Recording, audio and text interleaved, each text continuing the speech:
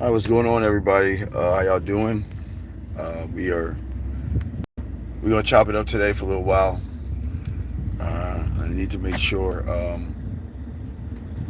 if you have a question, go ahead and put it something in there. I think, as always, I probably gotta jump out, jump back in because of my phone, because I can't see any chats or anything right now. Let me see, live chat. All right, so let me jump out again. Okay.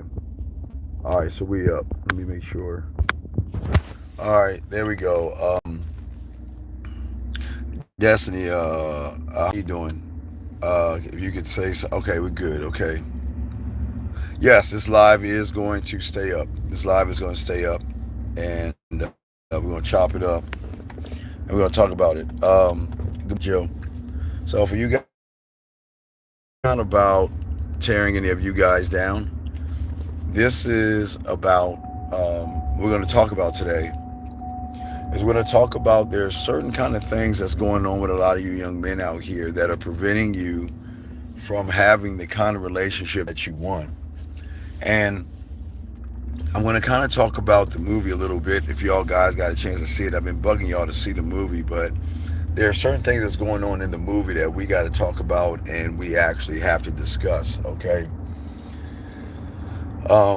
There are certain things that the young man was doing that a lot of you guys are actually doing. And I want to start it off with the first one. And this is not even on the list that I was thinking about, but I want to start off with this. So I ask you guys, get your notes out and take notes. And if you have other questions, just capitalize that, and I'll be happy to help you guys out. But if you watch the beginning of the movie, he was talking to a waitress.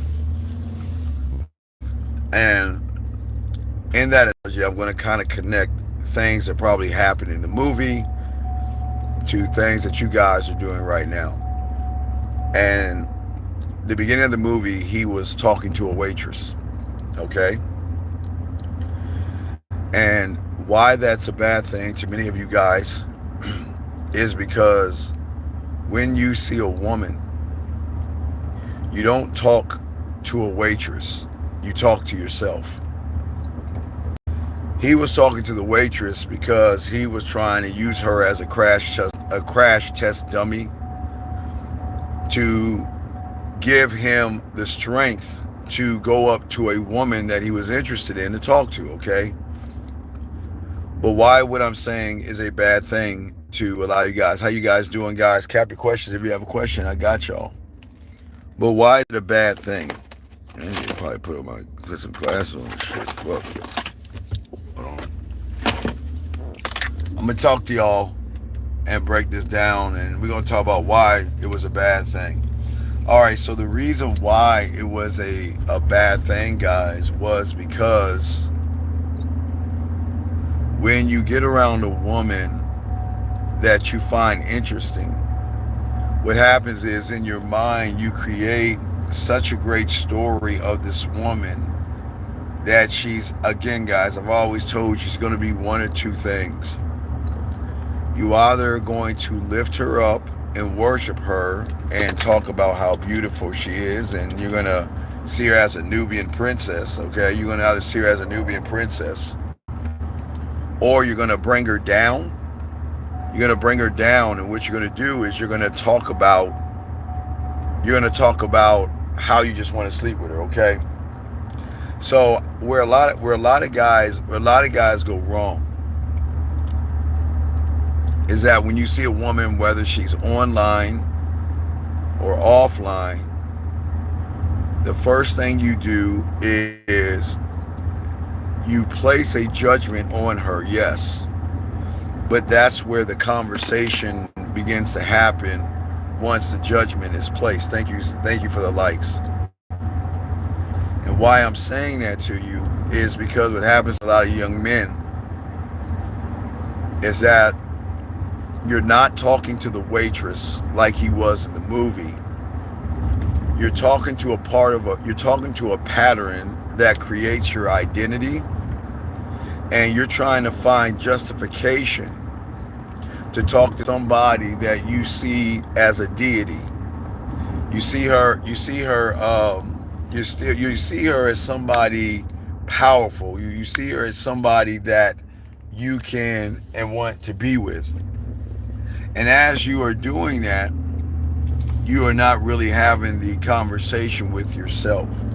You're actually having a conversation with a part of you that is always going to hurt you and flip your world upside down. So, whenever you guys see a woman, you feel, because what the waitress told him was to be a good guy, a nice guy, give her flowers and take her to dinner and do all these things. And a lot of young men don't understand sometimes when you move that way. I got to make sure this thing is working. Hold on. Give me a second. Okay, yeah. If y'all can say, let me see. I hope this is working. Okay, it should be working. And guys, if you have a question, go ahead and capitalize your question, and we'll continue. What happens is you see a woman, and part of you, because you have an insecurity, you feel that you look up at her and you feel like because she's special that you have to treat her a certain way. You feel like you have to give her everything. You feel like you have to take her out. You feel like she is the end all be all and she's going to be the woman to solve all your problems. She's going to be the one to take away your loneliness. She's going to be the one to make you feel masculine.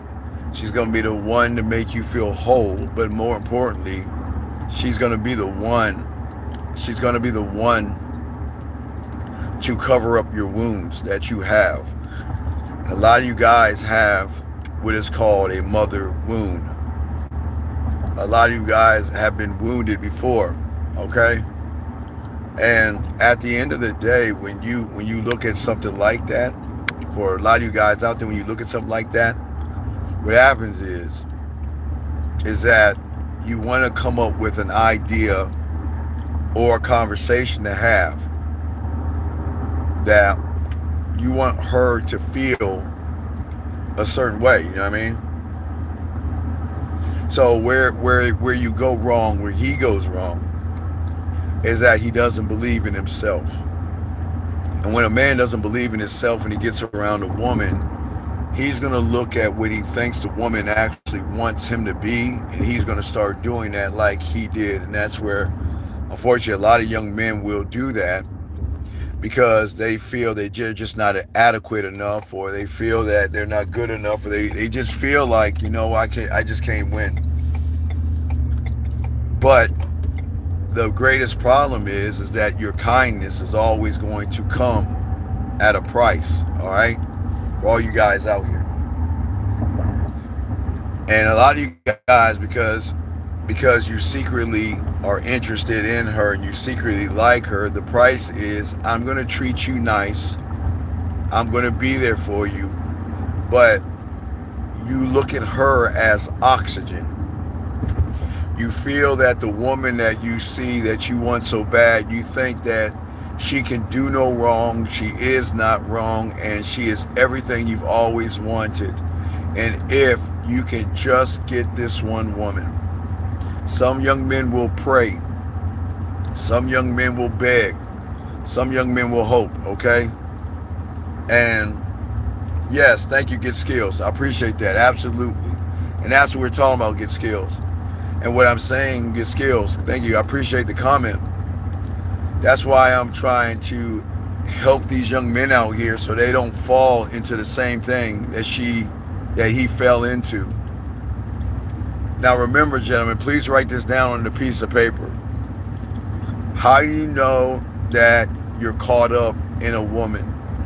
Is that if you are either going to place her above you by worshiping her, or you're going to place her below your feet and look at her as dirty, slutty, and disgusting. And I don't mean disgusting as a bad thing. I mean disgusting as in that she's just some woman off of some escort service that is going to give you something that you want from her. But as a man, when you have game, you don't look at a woman anyway, but just a woman, gentlemen. Thank you for the likes. You just look at her the way, okay? Because a man does not ever try to pay or try to buy affection. Because affection, if you're trying to pay, if you're trying to buy, it is always going to come at a cost. And a lot of guys get caught up in the cost of trying to get somebody they're interested in. Whether it's a dating app, whether you're at a bar, a club, it doesn't matter where you are, but what will happen to a lot of you men is that you'll learn the first level of what is about to happen is when you go ahead and place her above yourself. I give y'all a prime example. And I want y'all to see this. All you guys in here. One thing you have to learn about the average common guy is that when he hears things that he actually knows is happening to him, his ego and his self-importance cannot accept that truth. So what that individual is going to do is he's going to do things and say things to show you that we're actually talking about him. You got to watch it. Everybody in this room, I want you to sit back and I want you to watch the average guy. What you'll learn, guys, what you'll learn is that if what I say is stinging a certain person, then he's the guy. He's Bear. He's Bear. Because he's having a problem with a woman and he knows that he's the problem. But instead of looking in the mirror, he wants to be disruptive in the classroom. So I want you ever to see that, okay? That you guys take a moment and look at any comments that are out there, whether they be a woman or whether you'll see that women don't want you to know this information and guys who are losing don't want you to know this information. So I just want y'all to watch what's going on. You don't have to put a Q. You just cap your question. You say, so they end up protecting their insecurities. Yes. Yes, just like what you see in here. So guys, if y'all look in this room, y'all will see individuals that's going to come in this room protecting their insecurity. A lot of guys are in the situation like Bear. A lot of guys have trouble with women. Guys, they don't know how to get out of it. So when I'm talking this way, it's kind of, if any of you guys ever been to church before, sometimes it feels like when the pastor's talking or hitting somebody a certain way, they feel like they want what I have to say because they know they're living that thing, okay? I want y'all to understand that, okay? So, let's see here. He said, so as soon as I judge a woman, either easy or I can't get her, I put her above. Well, no. Well, yes, that's when you put her above you. But when you look at her in a sexual way, which is fine, looking at a woman in a sexual way is not a problem.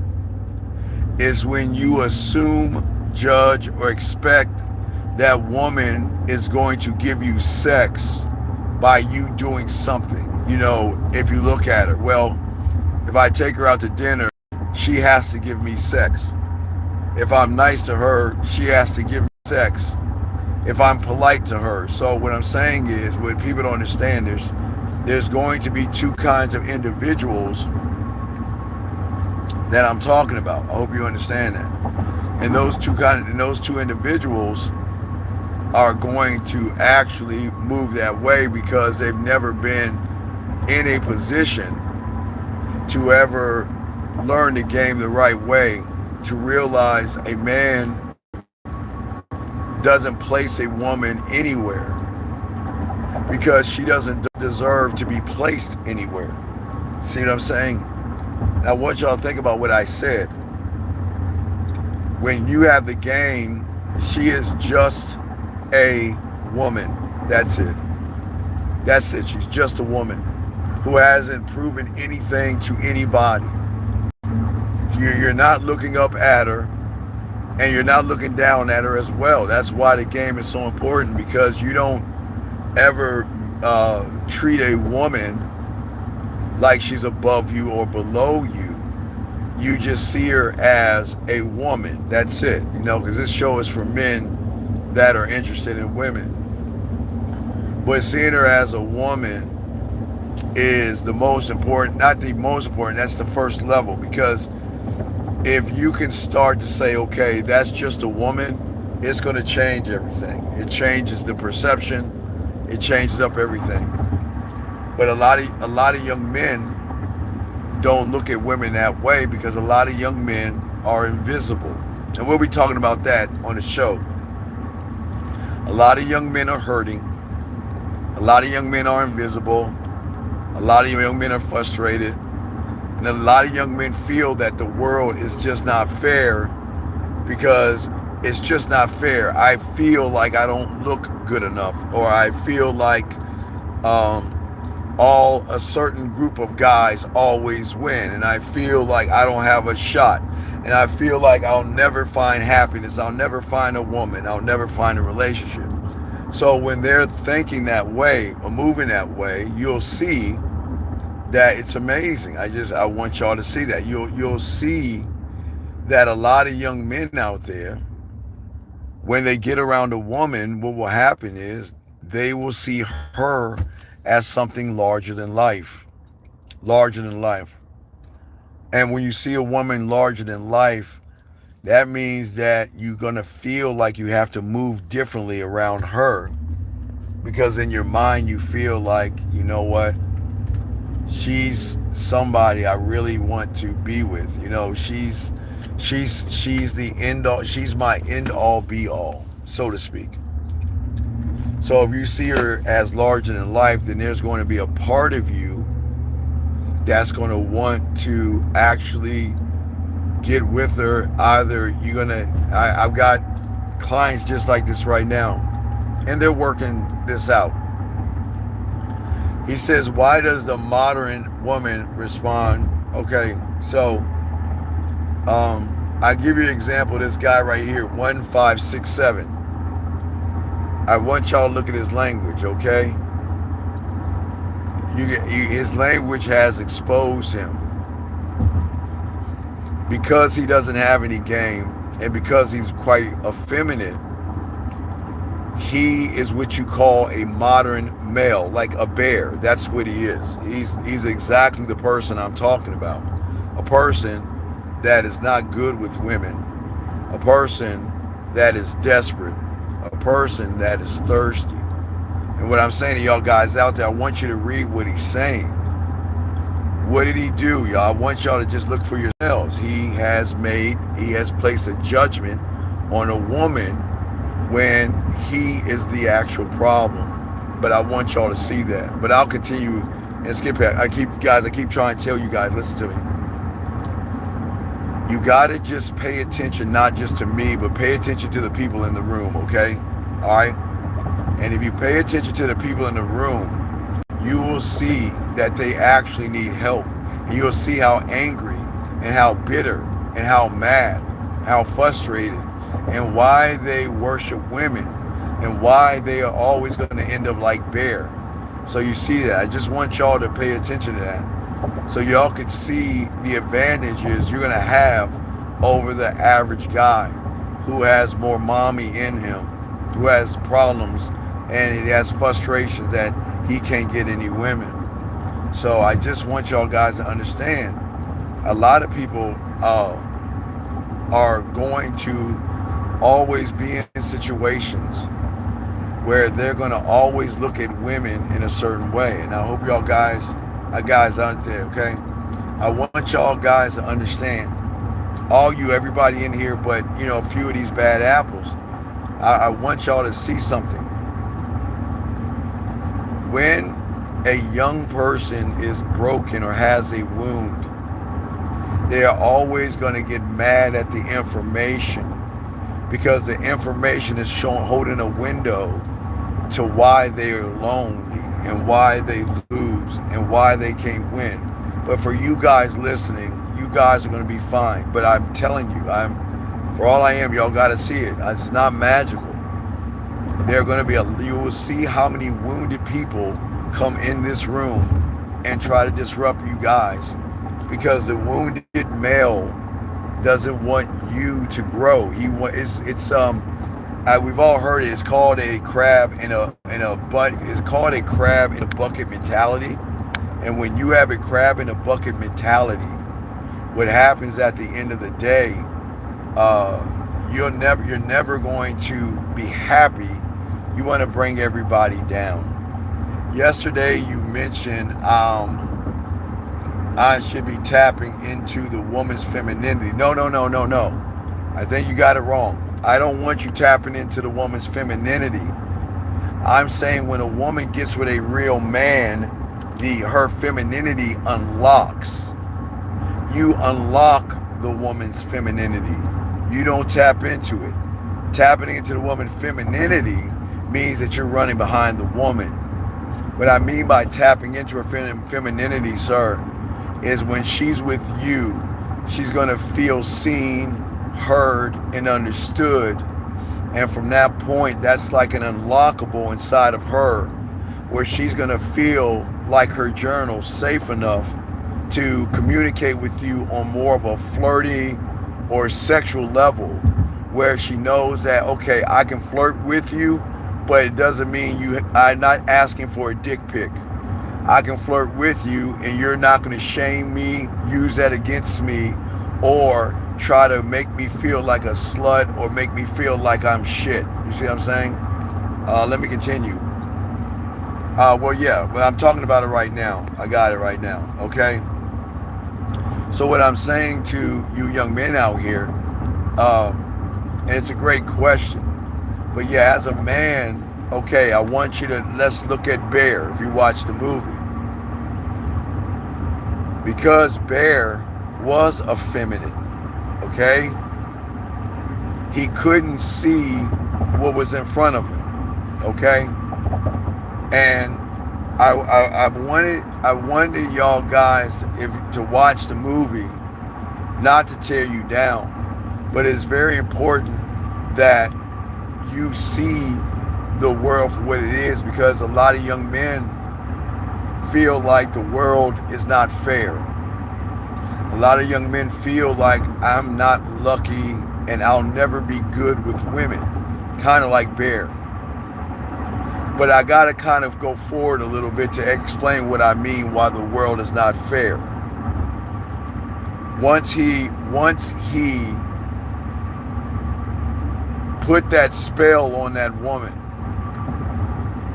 and one night he's walking by her in bed and she says, "Kill me." He said, and she's saying, "Kill me," okay, in her sleep. And Bear could not understand what is so wrong with being with me. What is so wrong? Like why wouldn't you want to be with me? I'm a great guy. That's what he's saying. Why wouldn't I don't understand. I treat you with kid gloves. I lie to you. I manipulate you. I deceive you. I cannot even speak up for myself. But why am I not good enough? Listen to what I'm saying. This is very important right here. Listen, gentlemen. She's saying, "Kill me." He's saying, "Why am I not good enough?" But between what she's saying and what he's saying is where the sauce is at, gentlemen. Why wouldn't you want me? Because I know you don't feel safe around me. I know you see me as feminine. I know you know that I'm weak. I know you laugh at me because I cried because my cat died. Why am I not good enough? And a lot of young men are going to say that to a woman because they feel like, you know what I mean? They feel like they're just not good enough. But if you have to ask a woman, why am I not good enough? Then you know the answer. Now remember, we had to jump forward to go back, but I just want you guys to understand. Sometimes when a woman says, I want to be friends, sometimes a woman says, I'm not interested, or you're like a brother to me, or I'm not looking for a relationship, or you know what, I just want some space right now, or the lies women tell you. You might not ask the woman why I'm not good enough, but deep inside, there is a pain. Thank you for the likes, everybody. There is a pain that a lot of you young men have, that you feel it's an open loop because I need answers. And the question is why am I not good enough? And that's the wrong question to ask. And I think many of you guys out here, and I will explain this to you guys,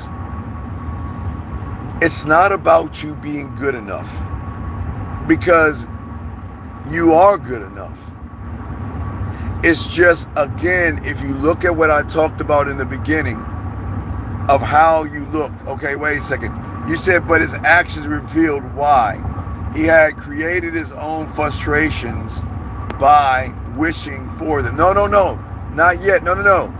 That was secondary, young man. That was secondary. What he did was, he didn't believe in himself. Most nice guys, I'm the only one on the internet telling you this. The worst person to be on this planet is a nice guy.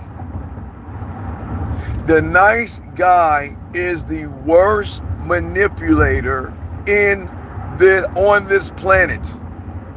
He is the most devout, disgusting thing known to man. And let me explain, okay? Gentlemen, I do not believe in abusing a woman, hitting a woman, slapping a woman, punching a woman, stabbing, shooting, or burying a woman in the woods. You should never do that to a woman.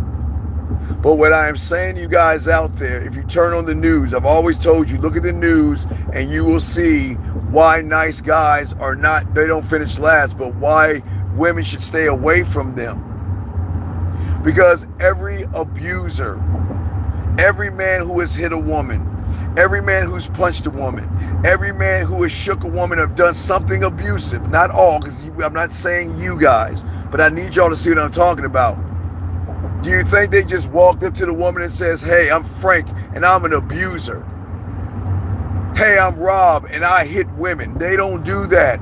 They wear this mask and pretend to be a nice guy. They're the most disingenuous, lowest scums of the earth, because in their mind, they think that getting a woman, there's a blueprint to getting a woman, that I have to pretend to be nice. I have to pretend to be interested. I've got to pretend to be whatever the story I create in my head to be.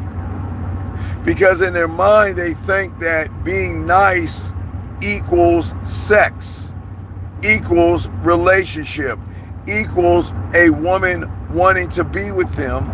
So they, because of that in the mother wound, they will want to do what is nice things, okay?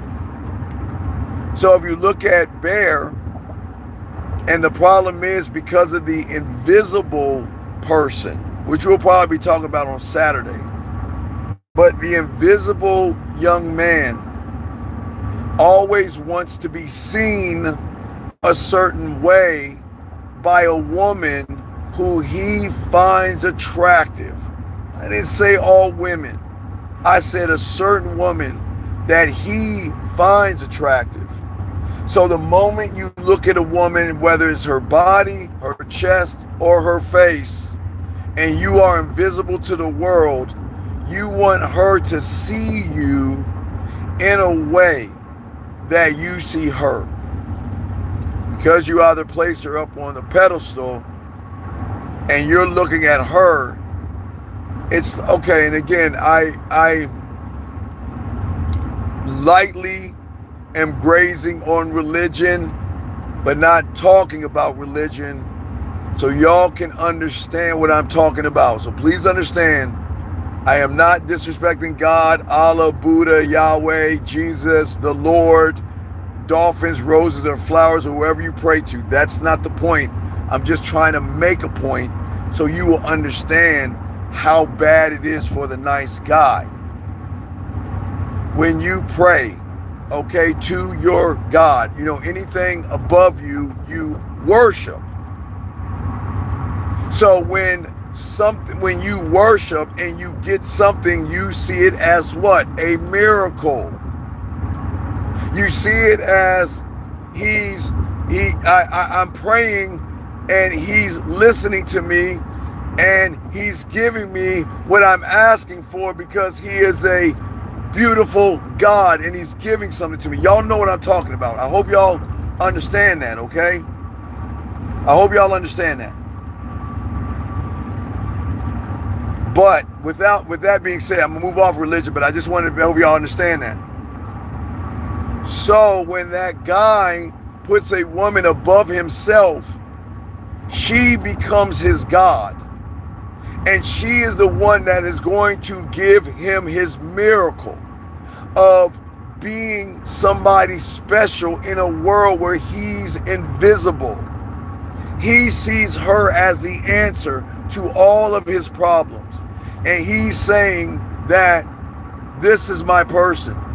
But and again, gentlemen, we don't talk religion, and I'm not trying to disrespect any religion. I'm just trying to tie it in so you can understand what the nice guy does. I didn't say you. I'm just saying that's what happens when you worship. There's nothing wrong with you worshiping when it comes to religion. But worshiping a woman is a bad thing because you place her, unfortunately, next to your God.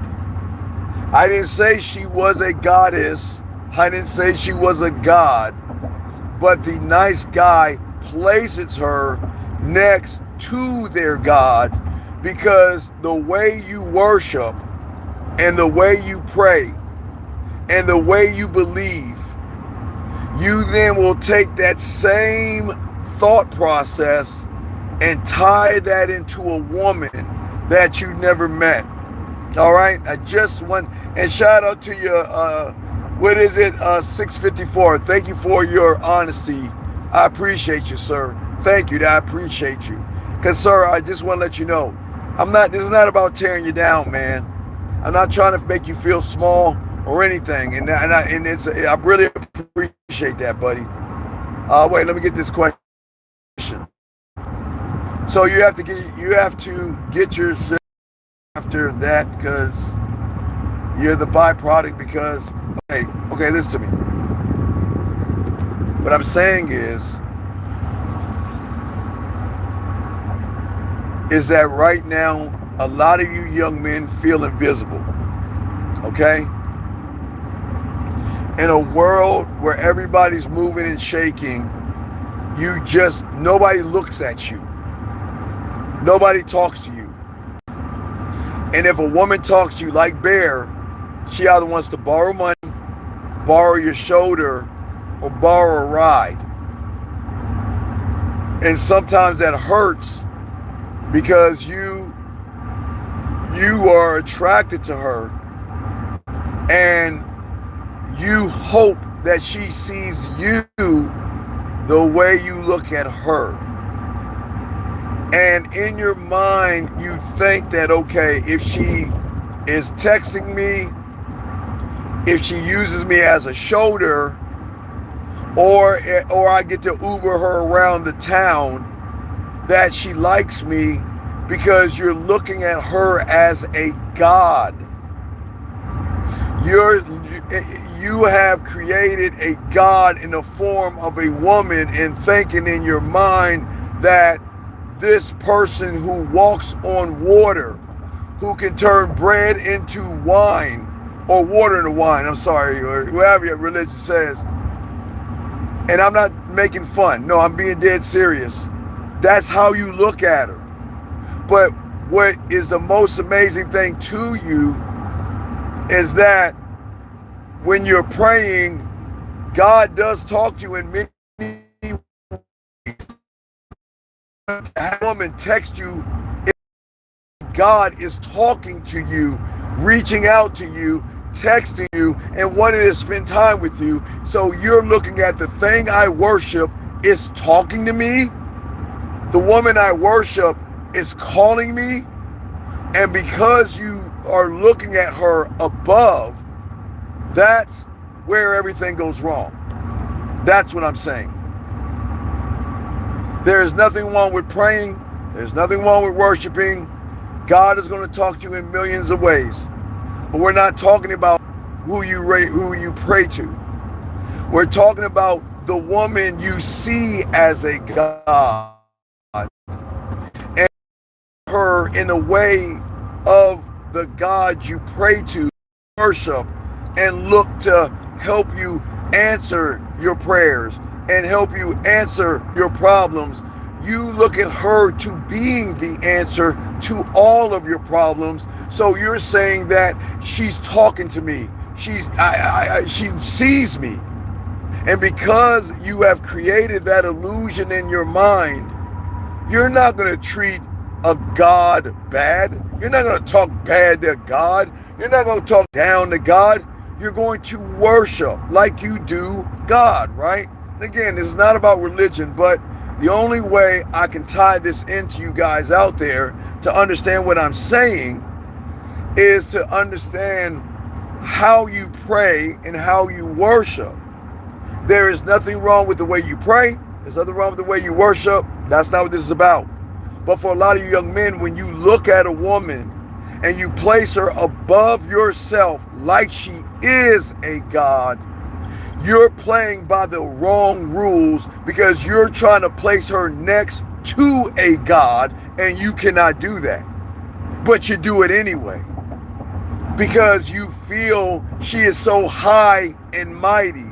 She is so special and beautiful. She is so whatever you want to say, that you know what?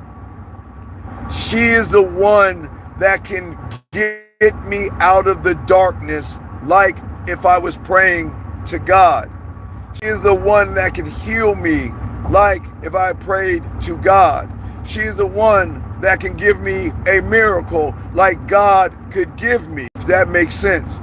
But then again, I am not at all making fun of religion. I'm trying to tie it in so you guys can actually understand where I'm coming from, okay?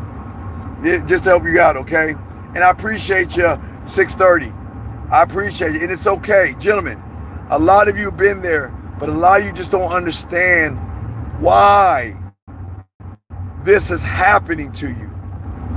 Because of how you look at the woman. Now, remember, I told you there's two ways.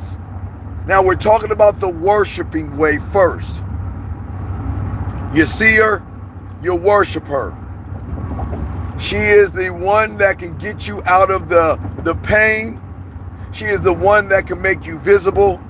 She is the one that can erase all your problems. She becomes your goddess. But then there is another way that you look at a woman. And I'm not saying like the devil. And I'm not saying evil.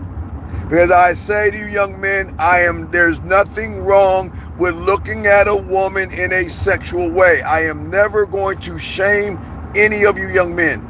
There is nothing wrong with looking at her body. There is nothing wrong with wanting to sleep with her until you do the other thing, where you either assume, okay, remember the first level is the judgment of the woman.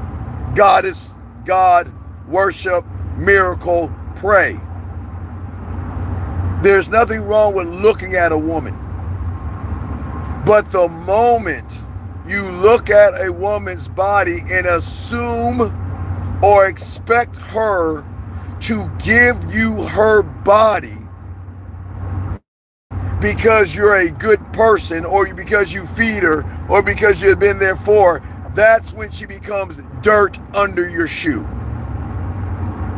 That's when you look at somebody and say, well, because she has her stomach hanging out of her shirt, she must want sex. Because she's wearing a nice outfit or a tight outfit, she must want sex. Because she's wearing a push-up bra, she must want sex. You see how that works, gentlemen? So what will happen to the nice guy? He's either going to look up or look down. I want y'all to understand that. Because if you are that guy, it's okay. But I want to show you why that guy is like Bear. Because regardless if you look up at her or down at her, you're still going to fall into what Bear did. And that is give her free rides, free shoulder, and free time. Because your goddess is going to either give you a miracle, or if she cries on my shoulder enough, she'll have sex with me. If she spends enough time in my car with me, she'll have sex with me. If I make her laugh enough, she'll have sex with me. If I buy her gifts, she'll have sex with me. So please understand, I am not trying to put you young men down, but nobody's teaching you this level of game, because a lot of you guys never understood why in the fuck do I end up in the friend zone? How is it she knows I want to sleep with her, she knows I want to tap her ass, but how in the fuck do I become the friend? Which goes back to Bear asking the question, why? What is wrong? Why am I not good enough? He's asking, what is so wrong with me? And a lot of invisible young men are going to ask that question. What is wrong with me? Gentlemen, listen to me. I'm telling you right now, there's nothing wrong with you. You're just operating off of either an old program or a wrong pattern. You guys have placed your identity on a wrong pattern or a wrong program. There's nothing wrong with you. It's just you're doing everything wrong because you believe in the lie that the mind created. Remember the waitress in the beginning. What did the waitress? All right. What did the waitress do? Hold on, let me get this question. But the whole time, what she wears is the surface level. She's not her clothes that she wears. No, she's not the clothes that she wears, okay? She's not. What I'm saying is, but you look, okay, again, look, again, you have to listen to me. You are either going to look at a woman one or two ways, either worship or dirt under your shoe. There's no middle ground. There's no ground. One or two ways. Because you don't know how to express yourself, explain yourself, or share like Bear. So what did Bear do? Bear went to a waitress and tried to run a script. Well, it's been a long time. We've been friends, and I really care about you, or whatever he said, right? I forgot what he said. So bad, I forgot. I kind of blanked out. But the waitress in the movie, guys, very important, is your mind. And y'all don't even see it. That's why I'm breaking this down. The waitress in that movie in the beginning is your program and your pattern. What did the waitress do? Did the waitress say, you're the problem? Did the waitress say, you're messing up? Did the waitress say, you're thirsty? Did the waitress say, you're wasting your time? No. Just like the mind, the greatest trickster, is going to say, that was great. That was awesome. That is perfect. She is going to love it. And also give her some flowers. Also probably take her to dinner. Also open the door and show her you're a great gentleman. See that? I want y'all to think for a second. Because there's so many layers to the game in this that you got to look beyond the sight in which you see. That waitress is you talking to yourself. You going over a script in your head. You know, when I see her, this is what I'm going to say to her. But I got to game it out. Okay, who's in here? Beautiful or Jill, or let me see the next woman up. All right. So the waitress, no. The waitress is not how you see yourself. The waitress is the ego and your self-importance. It's the enemy.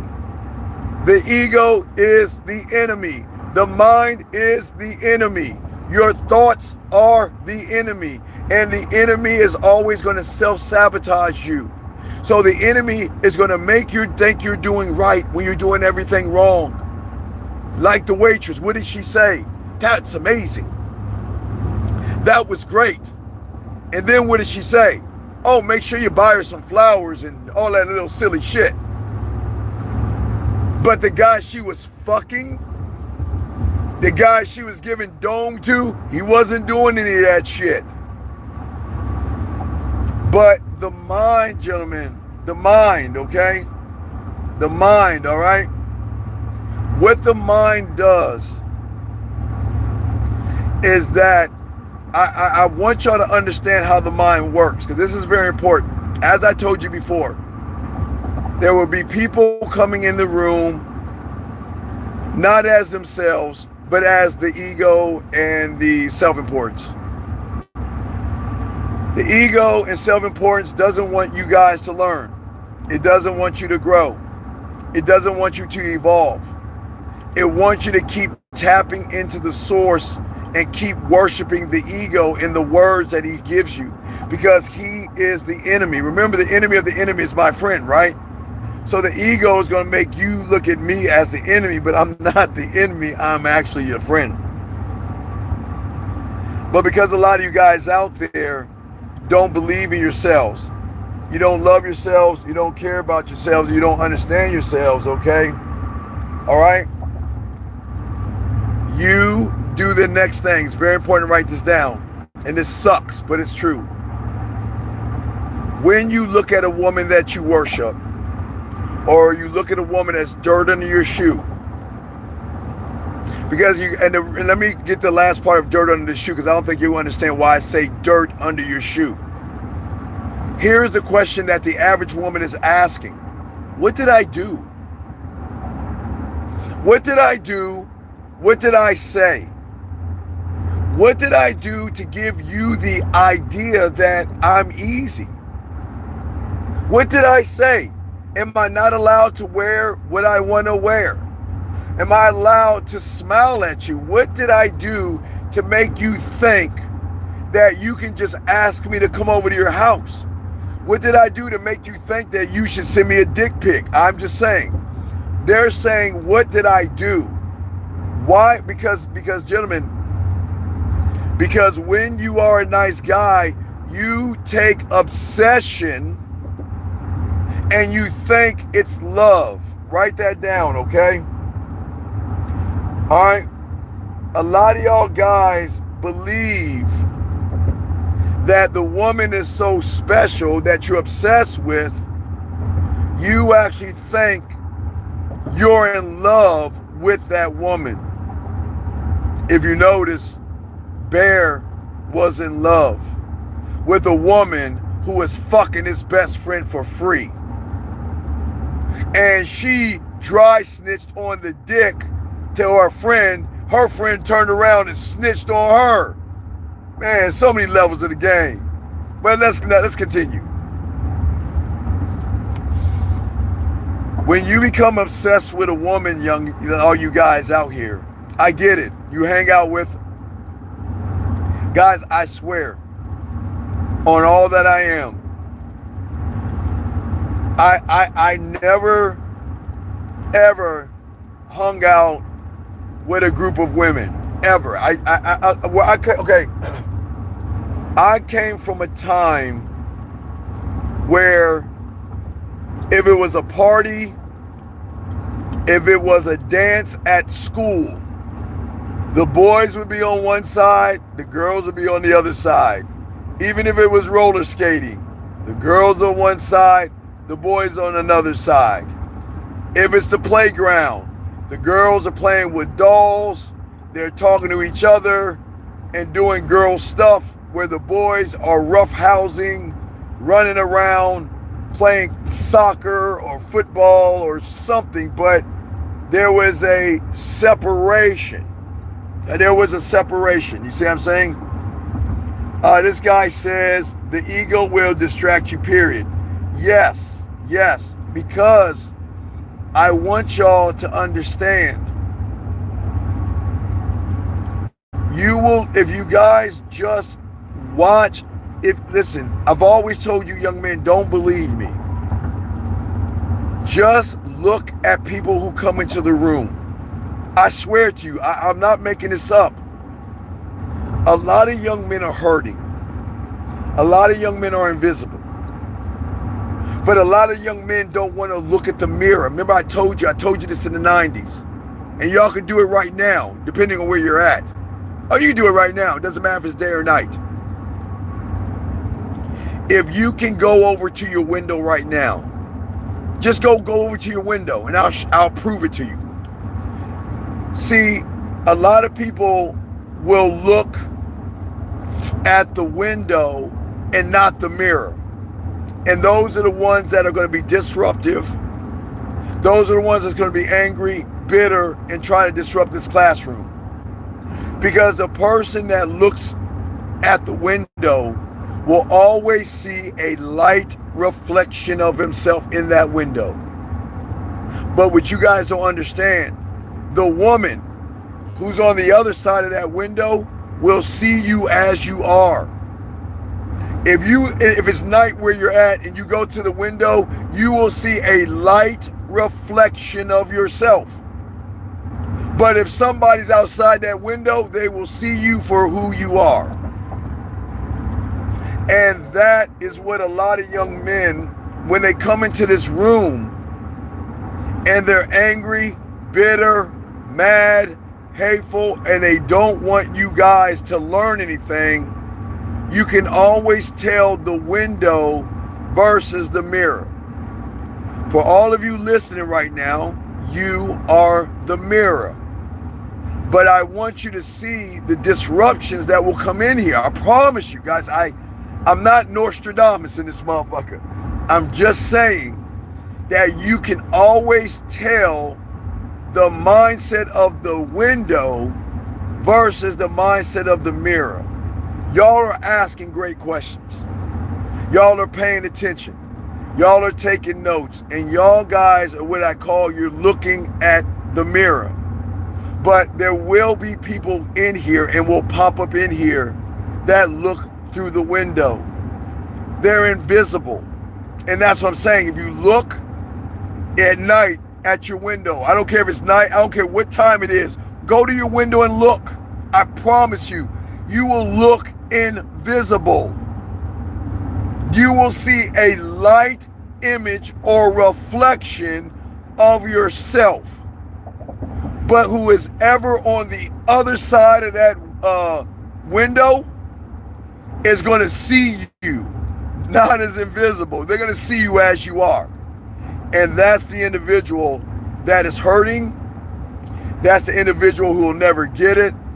And that's the individual that doesn't want you guys to know this information. Just understand that, okay? I promise you guys that, all right? Now I want y'all to see that. We're going to keep moving, guys, okay? We're always going to keep pushing forward. And we're not going to let ignorance stop us. Because I know you guys want to learn this. And I'm going to do everything I can to keep pushing this game to you guys. So getting back to what I was saying. So when the obsession becomes love is when you look at somebody, okay? All right? And for many of you guys out here, The greatest problem is the way. Oh, let me get my ass over. Oh wait, I'm good. Shit. All right, the greatest problem is the way you look at women. A man and doesn't look at a woman anyway. All right, guys. And I'm not comparing women to hamburgers and hot dogs, but I'm about to compare them to hamburgers and hot dogs. So listen to me. Whether it's a hamburger, a hot dog, whatever you ate last night or whatever you ate today, you looked at it for what it was. You didn't place it above you. You didn't place it below you. Whatever it was, if it was a sandwich, cereal, whatever you had for dinner, even if you had a drink, whatever you grabbed out of your refrigerator, if it was potato chips out of the cabinet, whatever you grabbed, gentlemen, you just saw it for what it was. You didn't worship it and you didn't look down at it. And that's what cracks the code. You see? Guys, you already know the pattern. You just don't know the rules of the pattern. See, a lot of you guys assume that I'm telling you something that's like trigonometry or calculus, and it's confusing. But I'm making and watering this down.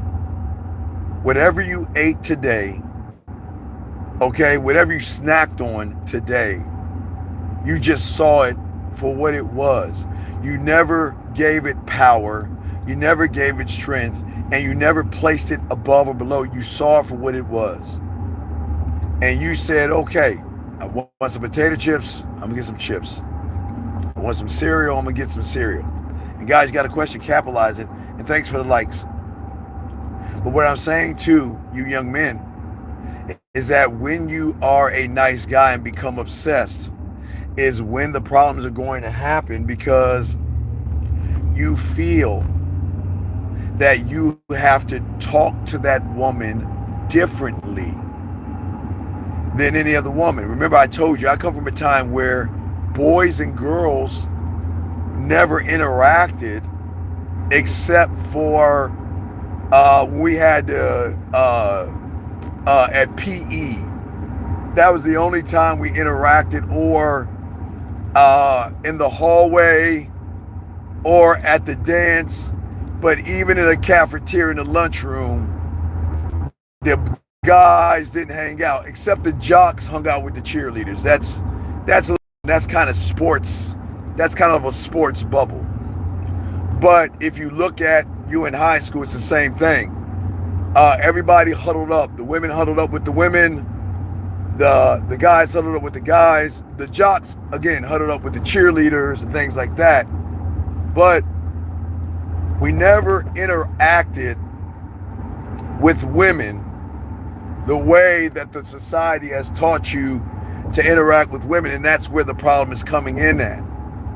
The world has declawed and defamed you to make you think hanging out with food is the best thing. And I want y'all to understand this, okay?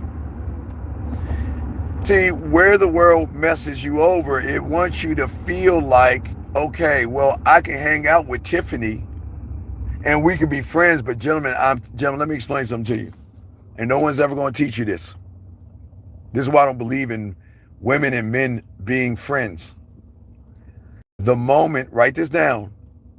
The moment, this is very important. Please write this down, guys. I used to tell you this in the 90s, and it holds true today.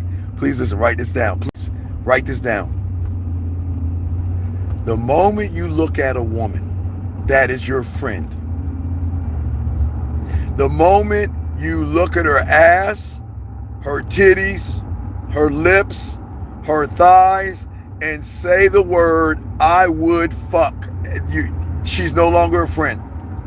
The moment you say, she's got a nice set of, look at her, I love that ass, her titties, the moment you say that, you are no longer in the reality of a friendship, and I will explain that to you. Watch. All right, it's very important. And I'm not joking about this. Y'all gonna laugh, but I swear to you, I'm not making a joke. And I'll give you a prime example. When you're hanging out with your guy friends, you don't say, look at Rob's chest, look at Michael's butt, look at Donovan's thighs, look at Tony's lips, look at Raymond's eyes, they're glistening, look at his lips. You don't do that because they're friends. You see what I'm saying? And that's what I'm saying. That's why I know women are not your friends. It's a fucking lie. The moment you look at that woman's ass, titties, lips, and go ahead and label. See, you don't. I know y'all laughing, but I'm listen to me. Listen to me. Listen to me. I'm not joking. You don't do that with your friends. Your guy friends, you don't look at your guy friends and label his body, his lips. But the moment you hang around a woman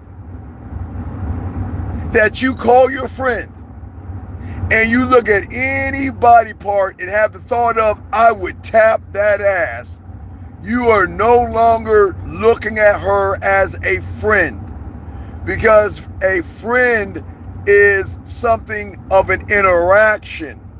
Your boys are your friends because y'all interact with each other. You don't look at each other's bodies, lips, and shapes. Now, some of you do that shit in the gym, but we're not talking about you motherfuckers. But I want y'all to think about what I'm saying. Game it out. You know you never looked at your boy that way because y'all were friends. But you know when you looked at Betty, Monica, Susie, Portia, Devontae, or Trina, or whatever her name was, you knew that, man, I would fuck the shit out of her. Then the friendship ended the moment you looked at her ass and titties. Because if it was a friendship, you would not look at her body at all. You would look right into her eyes, and she would look like Precious. If y'all know Precious, y'all know what the fuck I'm talking about. I want y'all to listen to what I'm saying. Wait, this guy says, because if she were to say, come through. No. Okay, no. See, that's the problem. The reason why y'all fall in the friend zone is because y'all act too friendly. Being friends puts you in the friend zone. Being friendly puts you in the friend zone. Being nice puts you in the friend zone. Lying puts you in the friend zone. And y'all don't even see it. Because you guys don't separate church from state. She is a woman. And there's nothing wrong with looking at her body. I told you that. But the moment you lie to yourself and say, we're just friends, you lying motherfucker. What did Bear do, guys? He loved her from afar. And the worst part is that when you become obsessed with a woman, you become blind to the facts. When you become obsessed with a woman, listen to me, guys. Everything is an illusion. You become blind to what's right in front of you. You become blind to a woman. What? Just because she talked to him, she thought he wanted to fuck her. He wanted to drive her around. You see what I'm saying? I want y'all to understand that, okay? This is why I'm telling you guys. Guys, listen. This is what we're going to do. Anytime somebody comes in here, okay? Anytime someone comes in here that is angry and bitter, just say hi, Bear. Just say hi to him. Just say hi, Bear, okay? That's what we're going to do. Any of these guys that are angry, mad, bitter, upset, just say hi, Bear. Because they're Bear. I'm telling you. They don't want you to know. Just say hi to those guys. Cap your questions if you're talking. Right? What I'm saying to you guys out here, what's very important, a lot of young men will always look at anything. This person says because You come up with stories to justify. Right, right. It's not a story, it's an illusion. It's a fantasy. You actually think that she's kind to you because she likes you. You actually think that she's your girlfriend. Do you know how many guys that I've coached throughout the years that said to me that I thought we were dating? He says I need to know the rules of the game and then work on myself on how to play the game. So do the rules of winning and losing in the game come from my... Sir, okay, sir, in your mind you think I'm talking about checkers or fucking tic-tac-toe or hangman or some shit like that. You don't understand the game because you think the game is a board game like Monopoly or some shit like that, or dominoes, or I don't know, Uno or spades. No, sir. No. Everything you're asking is totally wrong. You don't understand the game because you're not a student of it. Okay? So what I'm saying is to you guys out here, oh guys, we got a bear. Can y'all say hi to Bear? We got one. Can y'all say hi to Bear? Can everybody, guys, I want y'all to see this. We got a bear in the room. Gentlemen, a lot of young men are mad right now because there's a woman in his life that he can't fuck. There's a woman he's hanging out with right now that I just broke the fantasy. Guys, always remember this about people, that they don't want to look at... Remember, there's a rule in the world. You never want to meet your idols. You never want to meet your heroes, because if you learn to meet the person that you worship and realize what they actually are, it's going to break you. And when people are mad, like we have a bear in the room, they're gonna get mad at me, everybody, okay? I want y'all to see this person. Look, we say hi to you, bear. We say goodbye to you, bear. You don't need to be in here. Goodbye, bear. Goodbye. See, get rid of them. Bear maxing. Yes, they're bear maxing. Okay? Yeah, I'm not... Listen, again, I'm not tearing women down and I'm not propping them up, sir. I'm not tearing them down, because I will explain to you what's fucked up on the woman's side. Okay, she didn't say, I don't like you. She did everything to say I didn't like you.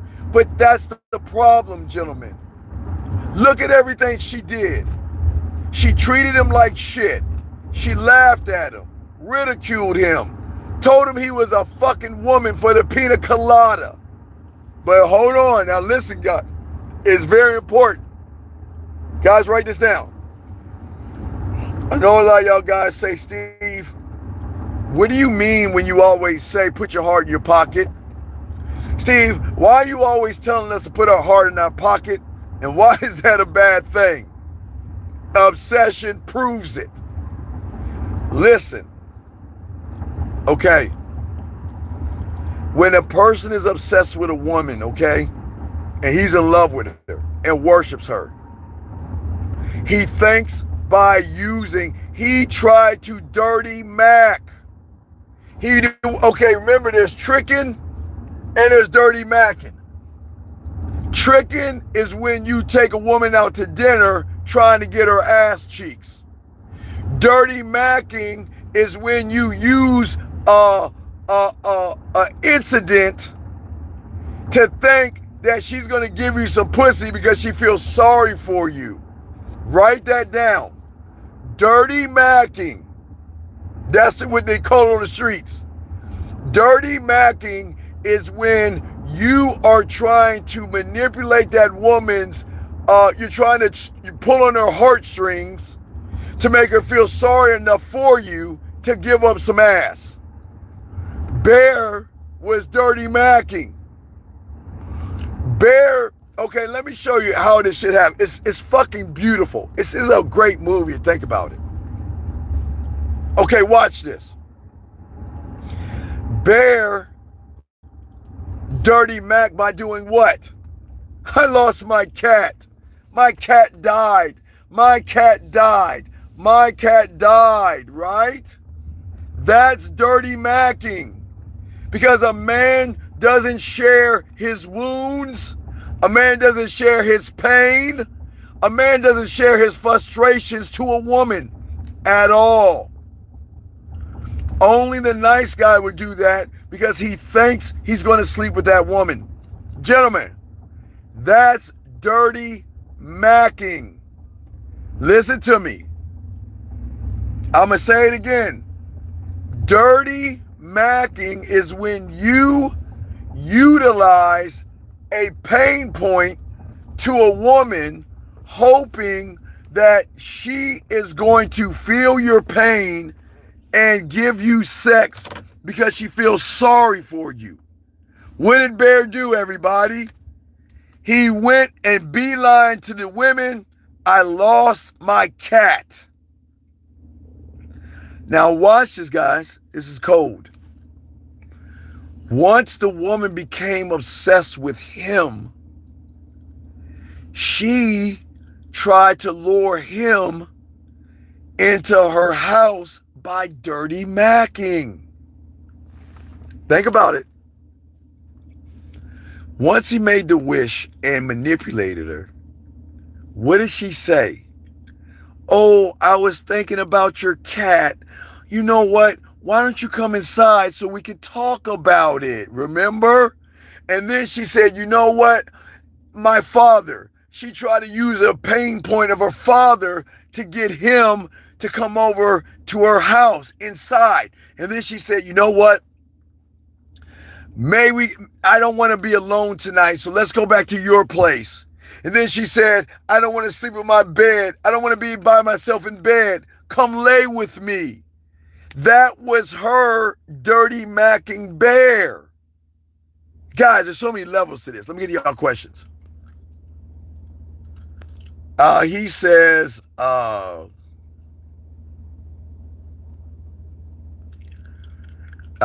trying to read. He says, wait, I'm trying to read. You gotta cap your question. What did you say? Is it because your heart clouds your judgment? The fantasy clouds your judgment. Your heart clouds your judgment. Your insecurities cloud your judgment. Your fears cloud your judgment. When you don't value yourself, you cloud your judgment. So what I'm saying is that what he did is what a lot of guys do.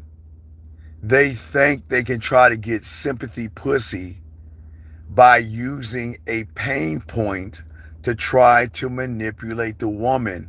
I lost my mom. I lost my dad. I lost my dog. I lost my fish. I lost my job. I lost my friend. Something bad happened to me, and I want you to know because I want you to feel sorry for me. And maybe if you feel sorry enough for me, maybe you'll sleep with me. See, that was a tactic Bear used. And y'all missed it. That's what guys do when they become obsessed with women. Because remember, Bear wanted to tell her, I like you. I want to be with you. But he didn't have the balls to do it. So what did he do? He went and told the girl that, well, my cat died. Remember, that's dirty macking. Trying to get her to feel sorry for him. Okay? That's what I'm saying. So when you do that, okay? Yeah, well, that's what I'm saying. Yes, she lied about, remember, but that's when she was obsessed. When she became obsessed, she started to lie and use the tactics to get him. But I gotta say something to you guys out here, and this is gonna sting. Okay. When you look at a woman the way that you guys look at women, higher than thou or sluttier or under your shoe, however you look at them, is that in your mind That's the story. That's the beginning. It's really like a one-page book. I like her. I love her. I want to be with her. The end. Right? And if a woman becomes obsessed with you like she did, what did Bear do? What do nice guys do under pressure? They buckle. She was dead on his ass. He buckled. Now remember, he buckled a few times before that. He wasted his time talking to her. He wasted his time chatting with her. And I told you guys, if I was Bear, I would have fucked the waitress, I would have fucked the friend, and I would have fucked her friend's friend. I'd have fucked all three of them, and all three of them would have knew I'm fucking all three of them, and they'd be fine with it. That's when you had a game. I'm serious. I'd be fucking all three of them. But Bear went wrong because Bear didn't know what happened after. See, a lot of young men, when they look at women, they look at them like you look at, okay, guys, remember when we were all small? What did we do as young boys? We put posters on our wall. Whether it was a swimsuit model or our favorite athlete, we would put a poster on our wall because that was the definition of what we worshiped, man. For some of you young guys, okay, back in our day, it was either Joe Montana, Michael Jordan, Dan Marino. I don't know, it depends on if you liked a certain football team, but or what we would do, guys, and they don't do this anymore. So back in our day, they would have this thing called Jet Magazine. And Jet Magazine would always have a little model in the middle of the page where you could rip out and put on your wall. Or you would get posters. I know y'all young men understand that, so times have kind of changed, but sometimes you would put your idol or a model or a woman on your wall. That's what boys did. That's how boys operated in the 60s, the 70s, and the 80s. I think it kind of slowed down, okay? Okay? I think it kind of slowed down, but when we were young men, maybe it was a baseball player, maybe it was a basketball player, hockey or football or soccer. Back in the 80s, it was Pele. Have y'all watched, for all my soccer aficionados? The only soccer person we knew back then was Pele. That was it. We didn't know anybody but Pele. That, I swear to you. We didn't know anybody. When it came to soccer, it was Pele. When it came to hockey, it was like Wayne Gretzky. But football was an open book because it depended on the team. But if it was basketball, it was either Dr. J in the 70s, Michael Jordan in the 80s, the 90s was Kobe, 2000s was LeBron James. So y'all kind of understand whatever year you came in, you understand who it was you thought was cool. You know, he's better than life. This motherfucker's cold as fuck. So I'm going to get a poster and put him on my wall. It's nothing homosexual about that. That's just your idol. It's okay that you just thought that person was cool. So you put that on your wall. And as you got older, you started to see swimsuit models and you started to get magazines and you maybe put women on your wall. You know, a swimsuit model. Or, okay, guys, before malls really became obsolete, they had a place called Spencer's. They had a place called Toys R Us had gaming stuff. They have women. But there were department stores that you could get posters of models, women, cars, Star Wars. I mean, whatever your thing was, there was a poster that you could put on your wall because that's what you like, gentlemen. I hope y'all understand what I'm talking about, okay? I hope y'all get what I'm talking, okay? Right, if it was a rapper, a singer, okay, that's what you put on your wall. So I hope you guys understand. And if you never put anything on your wall, I don't know. I mean, I'm sure we all put something on our wall. And if you didn't, that's cool. But we always would look up to an athlete or we look at to a swimsuit model, okay? It was just something that boys did. But the problem with Bear is in his mind, he put that woman on a wall. And when you place a woman like that on a wall, that woman becomes larger than life. And when a young man sees a woman that's larger than life, he can never get himself up to even imagining she wanted to give him any ass. And remember, you got to look at how Bear was, okay? Yeah, well, I remember Baywatch. It was either Kim Kardashian, Pamela Anderson. For you black guys, it was in the 70s. Who was that chick in the 70s? I think it was, no, Evelyn Gray. Evelyn Gray was white. Pam Grier in the 70s, maybe. The 80s was more like, I'm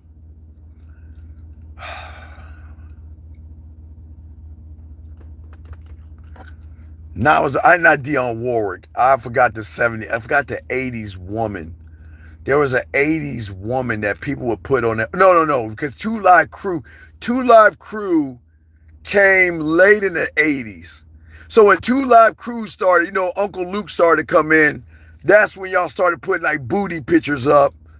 Gangster rap came in. That's when you started putting gangster rap, Tupac Shakur, Dre, Chronic, things like that. 90s rolled in. Women would use Al B. Shore, Keith Sweat, Michael Jackson, Lionel Richie, Prince. Women, it's an array of their country singers or something like. Everybody had something on their wall when they were young, especially girls. Girls would do that the most. They would always put posters up. That's just something girls would always do. But what I'm saying to you guys out here, okay, Nia Long, yes, 90s Nia Long. Beyonce probably came in 2000. But yeah, Nia Long in the 90s, yes. Nia Long and them big booty chicks from like Uncle Luke. But yes, Nia Long, absolutely. Or the chick from 227. Or the chick from I think Martin no, Clueless. Stacey Dash. A lot of motherfuckers put a lot of guys is fucking with Stacey Dash back in the day. Stacey Dash was another one. Okay? Jill, sit your strawberry shortcake ass down. Jill, you might not put posters up of anything when you were young, but in your mind, I'm sure there's a guy that you have a mental poster of in your mind that you would love to have on your wall all day. With Jill, see guys, let me tell you, Jill, not you, maybe you, but women now do screensavers. They don't do posters anymore, gentlemen. When a woman's into you, you'll become a screensaver. Whether it's on the phone or the computer, Jill, nobody knows. But Jill, you don't have to put posters on your wall. When you're really into a guy, Jill, you'll have his picture on your screensaver. Guys, I swear to you, women will put your picture on a screensaver. Whether it's on their computer or their phone, you will be on that motherfucker, okay?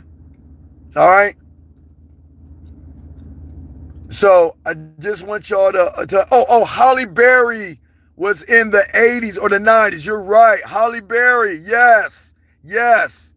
So you young men know what I'm talking about. Yes, Holly Berry. Absolutely. And then Jennifer Lopez. Remember? Not the living single Jennifer Lopez, but when she started becoming Jenny from the block or Jay from the block, whatever. Y'all know what I'm talking about. When y'all started to mature, y'all took down those football posters. Y'all started putting up them ass and titty posters. Kim Kardashian came in the 2000s, I think. Late 90s, 2000, Kim Kardashian, and things like that. So,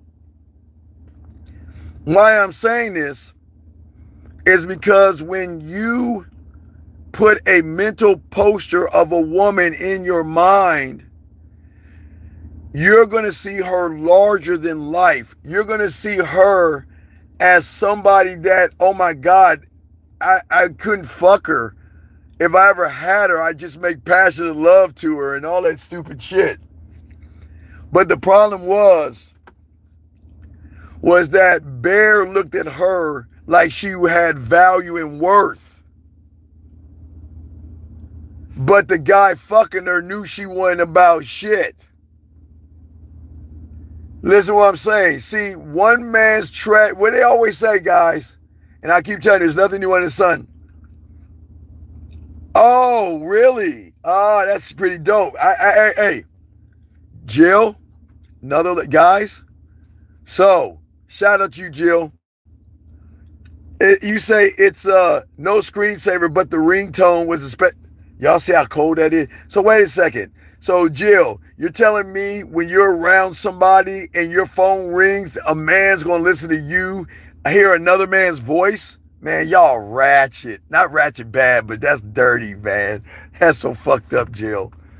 So what Jill's saying is that I got a ringtone of a man. So if my phone ring, it's his voice. What does he say? What does the guy say? What does he say? What is the ringtone? What does the ringtone say? I'm pretty curious. That's pretty fucking. That's pretty dope. You can take someone's voice. Damn, but see that? See that, Jill? That is what we're talking about. Larger than life. But the difference is, guys, there's difference from women being groupies and you guys becoming groupies, okay?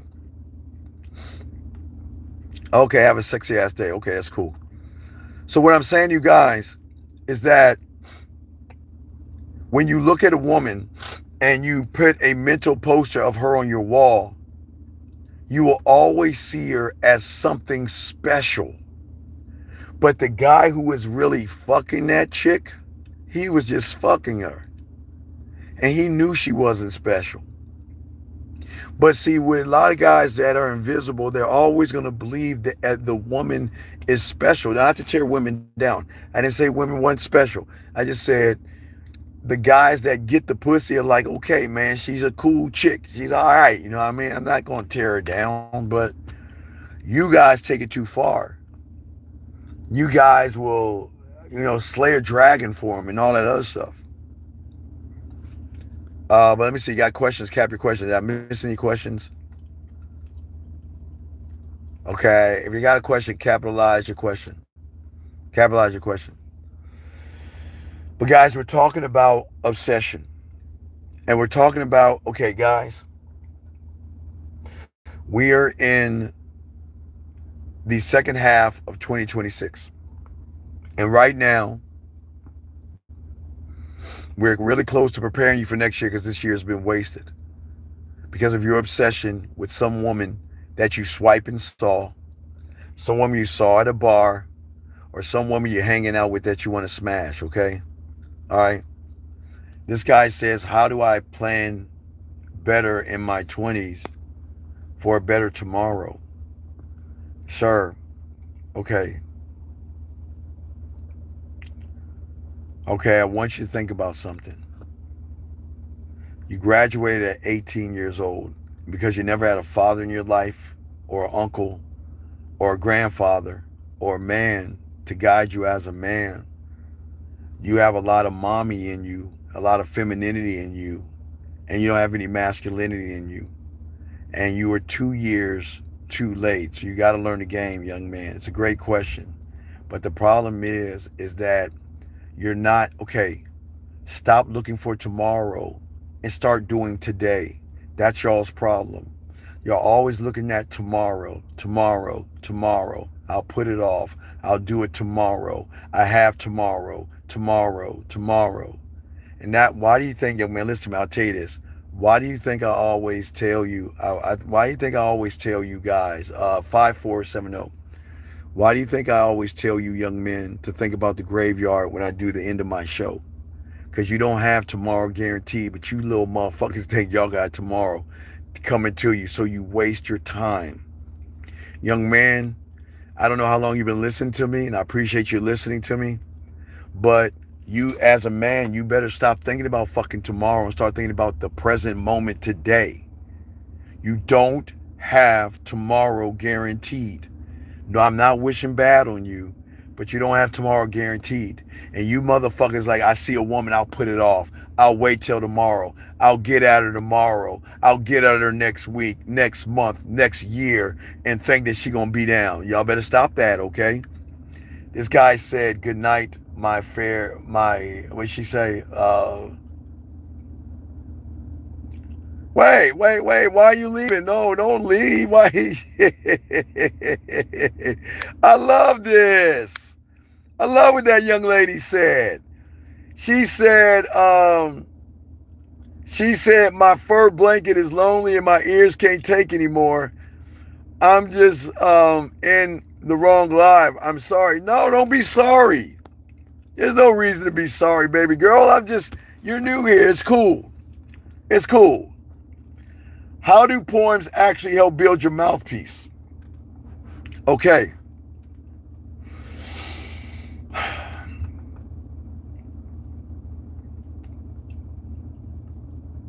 You guys don't understand. When we opened up the school, you'll understand. Okay, so. Okay. So, before the internet, when everything was in black and white, okay? Since music has been played, words carry more power and weight than anything. It's a great question. Watch this, guys. Very great question. Young girls who are now grown-up ass women fall in love not with the artist, but with how the words of the artist touched her. Because words carry weight. See, a lot of y'all guys don't understand that. A lot of y'all guys go into a way. Why does she like, why does she like Eminem, Drake? Why does she like Tony, Al B. Shore, Keith Sweat? Why does she like New Edition? I don't know, Keith Sweat. I don't know any country singers. Toby Keith. Why do they like Guns N' Roses? Why do they like Metallica? Why do girls like, it doesn't matter. No matter what the genre is, even the religious guy, what his name? Frankie Beverly. What's that? Whatever the religious guy that used to sing the religious songs, the guy that was addicted to porn or whatever his name is. But that doesn't matter. Young man, words have the ultimate power because words, not text messages, penetrate women on a deeper sexual level. Why do you think a woman said, oh shit, that's my song, and they start singing it? Why do you think when a woman is sad, she listens to sad songs? Or when she happy songs? When she wants to twerking songs? Because words have power. And musicians use words to buy and make money off of groupies. My mentor told me, look, the tongue is mightier than the sword. And y'all don't even know what I'm talking. Your tongue is mightier than your dick. No diddy. Which means is your words can have so much of an impact on a woman that it touches her in a way that triggers her femininity, her sexuality. So why the erotic poetry? Why did I have to do poetry? I can't sing. I can't. But I know I got a mouthpiece. I know how to make a woman's pussy wet. But I told you. I told you what I had to do. But I'm going to teach you what you got to do. I had to literally start off with roses are red and violets are blue. I swear on all I am. But at the same time, because I'm from Maryland, and I think it was Channel 8 in Maryland is PBS. So I'm from the DMV. So my mentor made me watch a white guy with an afro by the name of Bob Ross. So I had to watch Bob Ross and I had to write poetry. That's game. Because what he was teaching me was that Bob Ross would always, and y'all need to watch it, go write this down. When this is over, type up Bob Ross TV show and watch one of his episodes. And what you will see is Bob Ross, when he starts, the canvas is blank. And by the end of the Bob Ross show, he is painting a beautiful picture with cute clouds and mountains and trees and all that other shit. But why am I telling you this? Because my mentor told me that what Bob Ross painted was not on the fucking canvas. What Bob Ross painted was in his imagination. And that is why, gentlemen, I will always tell you, this is very important. Never destroy the kid. Never kill the kid inside of you. Meaning, I'm not saying be childish. Never destroy the kid inside of you. It's the worst thing you can do. And I'll tell you why. It is the kid inside of you, not the child, but the kid inside of you that has imagination. You remember when when we were young, whether it's our mother or dad or a teacher, they give us a poster board, markers, crayons, or paintbrushes, and we're off into a new galaxy. We're off into a new world because our mind, we were tapping into the reality of either imagination, our sense of adventure, or our creativity. Never kill the child in you. That's what I'm saying. Don't be childish, but don't kill the thing that's going to create the mouthpiece. I told you guys, I'm 55 in August, and I still watch cartoons and anime. I play video. I'm a big ass kid. I'm a grown ass man, but I never killed the child because that's the source.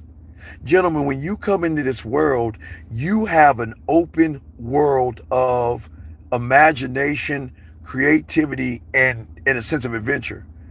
But somehow you kill the child, which shuts off that part of you.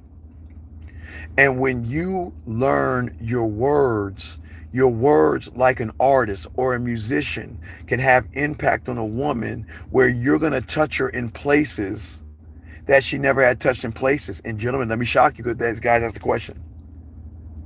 My mentor made it simple. Watch this, guys. Everything is poetry. Rock music, rock lyrics, poetry. Rap lyrics, poetry. I don't give a fuck if it's R&B, soul, gospel, hip hop, techno words. I don't care if it's grunge, metal. I don't care if it's pop, rock, blues. I don't care if it's Americana, honky tonk. It's alternative. It's all poetry. Because words, before it turns into a song, it turns into words. Before it turns into words, it's lyrics and it's poetry. That's it. You turn on your radio, gentlemen, it's poetry. That's all. If you turn on your radio and hear somebody sing, it's written words. It's poetry. That's it. Poetry. That's it.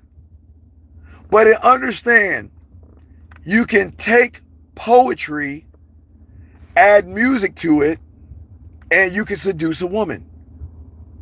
You can take words, sing to it, and you can have groupies of women, see? But at the end of the day, at its core, it is poetry. Poetry is expression. That's the art. That's the artist side of you.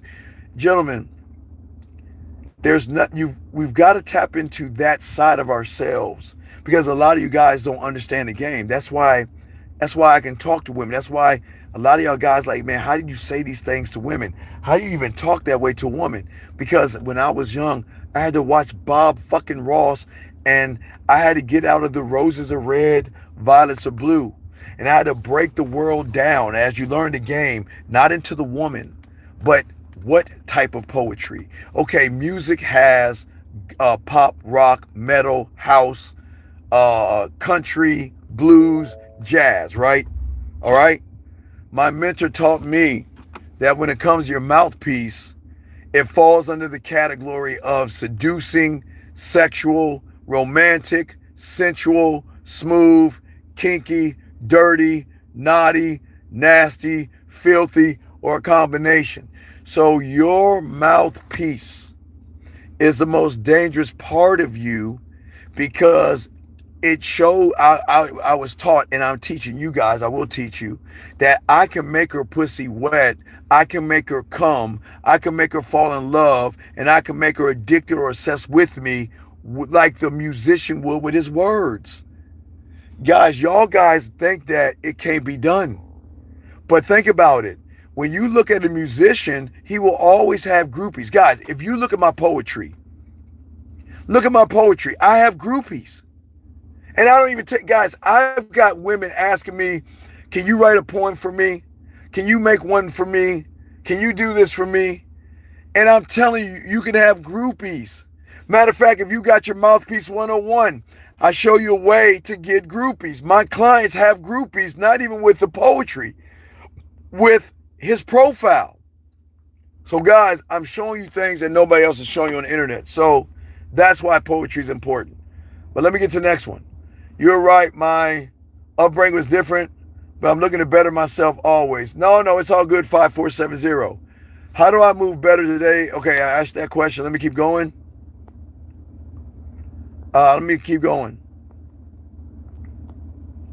Jill says, just press play if you want to feel. Right, Jill. I like what Jill's saying. So what I'm saying, guys, no disrespect to Jill. What I'm saying is when you become that guy, you become the guy on her mental wall. See, what I'm going to teach you guys, I'm going to teach you how to seduce her.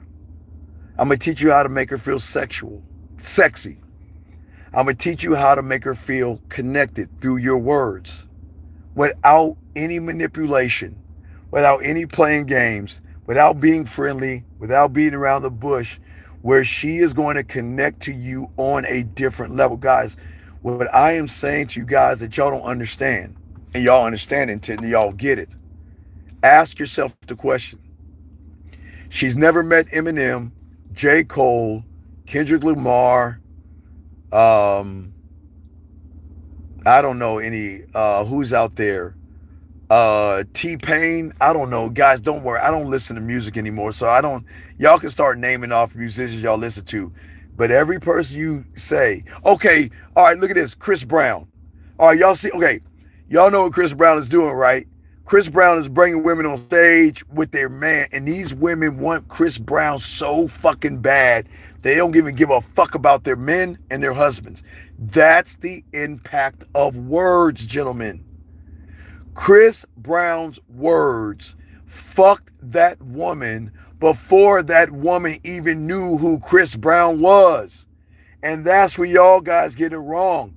You don't have to fuck a woman from a physical standpoint. The game is the record companies know. The most important person, gentlemen, listen, gentlemen, record companies know this. And I'm lacing y'all with game. The most important person is the lyricist. Nobody else. Because anybody can manufacture an artist. Milli Vanilli. If y'all never seen Milli Vanilli, or y'all know the story of Milli Vanilli, y'all will see what I'm talking about. See, the person that sung Milli Vanilli songs, gentlemen, didn't have a look that was marketable. Now, don't get it wrong. Luther Vandross, the Big Luther. They used to call him Big Luther. Or what's that name? Let your hair down. What's that guy singing that song? Secret Garden. Barry White. Barry White. No, is it Barry White? Certain artists got passes. There was Big Luther, and then there was Skinny Luther. For all you guys, Luther Vandross. Teddy Pendergrass. You gotta look at the guys in the 70s. 70s motherfuckers that had panties being thrown on the stage by women because the lyrics, gentlemen, the words were so impactful. The woman said, I don't know you. I know nothing about you. I don't know your lifestyle. I don't know what the fuck you doing, but please let me fuck you. Please let me get on that dick. Please fuck me. Just give me a shot. Y'all gotta see it. But what I'm saying is, the most important person is the lyricist. Because anybody can put music around the words to enhance the words. So it's like the chicken is the lyrics, but you can put seasoning on it, music, or the artist to make it taste good. I'm showing y'all how the world works. Y'all don't see it because y'all think you gotta take her to dinner to get that pussy. No, your words carry weight. That means you're texting, talking, video, voice message will move a woman in a sexual and emotional way to make her want to be with you. Does that make sense? Okay? Bob Ross knows how to describe what he's painting and make you feel the painting. Well, what I'm saying, Eric, you're right, but but you don't miss it. Bob Ross is not Bob Ross that you see. The work that he does on the back end is who Bob Ross is. Do you know Bob Ross painted the painting that he paints a few times before he goes live? Did you know that? Do a little history research on Bob Ross. He practices or rehearses, not practice, but he rehearses the painting before he actually paints the painting. Because he has an idea once he wants to paint, but he rehearses it just like a band. Guys, when a band comes to your town, everybody's been to a concert, right? So when you go to a concert, they got to make sure the music and the lighting is perfect because it goes with the mood of the words and the lyrics to make the women scream. Why do you think women scream when the person gets on stage? Why, whatever artist he is, I don't care if he's big, small, short, tall, fat, skinny, ugly, whatever he is, the women are going to scream because the man has already fucked those women. Because those women have already masturbated to the artist that they listen to. They've already closed their eyes and imagined it's either an athlete, a superstar, or a musician, or a motherfucker with game, and they played and masturbated to. So they've already done that, guys. That's why the lyrics are so important. Let's see. Let me keep going. I got to catch up with y'all, guys. Let's see here. Yes. Beatless music is just no. Beats set rhythm and tone. That's it. Music sets rhythm and tone. Lyrics fuck. Beats and lyrics together is called a song. Whether it is a rap song, metal song, country song, gospel, soul, R&B song. Doesn't matter. That's the transforming lyrics, music, artists, and then the marketing team. Going back to Milli Vanilli, everybody. For all you young kids out there, Milli Vanilli was hot, and I think in the 80s or the 90s. Okay, they had Blame It on the Rain and Girl You Know It's True. But the problem was Milli Vanilli were lip syncing. So that's when they learned about lip syncing. And lip syncing is when a cover band or somebody sings a song and all they're doing is just moving their mouth and it looks like they're the ones singing the song. But that's how Milli Vanilli got exposed because they wasn't singing the song. But they were marketed and packaged perfectly. Remember, I keep telling you, it's lyrics, music, artist, marketing that draws the woman in. It's systems. Think about this. Okay, let's look at the first system real quick. I'm just lacing y'all with game. We got about 15 more minutes. Lacing y'all with the game. So the system starts with the lyrics, music, artist, marketing. But the system past the system are the clubs that know what women like. That connects to the DJ. The DJ is the most important person in the club because the DJ has to play the right kind of music for the environment to make the women come in. Because remember, the rule of the club is women get in for free, the guys got to pay. That's how the rule has always been. Do y'all know the apps, women don't even have to pay to get on apps because they know y'all will pay the price just to follow women? It's always been that way. It's the same thing with marketing and advertising. Everybody knows that the thirsty male who is obsessed with a woman is going to follow the woman. So if you see a guy on TV next to a woman and they're drinking a beer, the guy's mind thinks if I drink that beer, I can get that woman. It's always been that way. So marketing and advertising always been manipulating, just like the radio, the music industry. The music industry will put a plant. They call it a plant. They'll put a person in there. Like Drake. If you look at Drake, remember, he came for Degrassi. Drake was an actor. For all you guys that think Drake was a rapper, he's an actor. If you notice, actors become rappers, rappers become actors. It's a whole thing. It's just a flip of the world, guys. This is how the reality works. Musicians become uh, actors, rappers become actors, and actors want to be musicians. It's always been that way, and that's how the world works. But the thing is that they know that's why they have meet and greets, guys. They used to have them in um, the 2000s, meet and greets. If it was a TV show, they make sidebar money by having a meet and greet where all the people sit on the fucking panel and people like if you watch Comic-Con or if you watch Comic-Con and y'all nerdy geeks like me, Comic-Con is when like your favorite TV show actors get on stage and you just want to meet them and shake their hand. Or if it's wrestling, you want to have a group session where you meet the wrestler, take a picture of the wrestler and things like that. I did that with my son. My son loved wrestling.